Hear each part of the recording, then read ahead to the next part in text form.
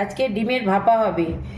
পেঁয়াজ কুচি, টমেটো বাটা, পেঁয়াজ বাটা, আদা বাটা, রসুন বাটা আর তেজপাতা ফোড়ন। ডিমগুলোকে ফাটিয়ে নেব, দিয়ে মাখাবো।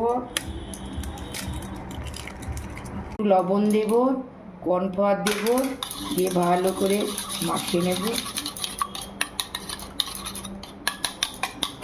কড়াইতে তেল দেবো, একটু তেল দিয়ে এটা ঢেলে দেব।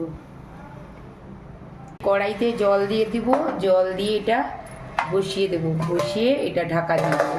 ডিম ভাপা হয়ে গেল, একটু কেটে নেব। একটু ভুলের জন্য একটু জল ঢুকে গেছে, এই জন্য ডিমটা এরকম হয়ে গেছে। একটু পিস পিস করে নেব, এই যে একটা করে পিস করে ভেজে নেব। ভেজে নিলে একটু ভালো গন্ধ থাকে না। ভাপা হয়ে গেল, এগুলো একটু তুলে নিচ্ছি তেল থেকে।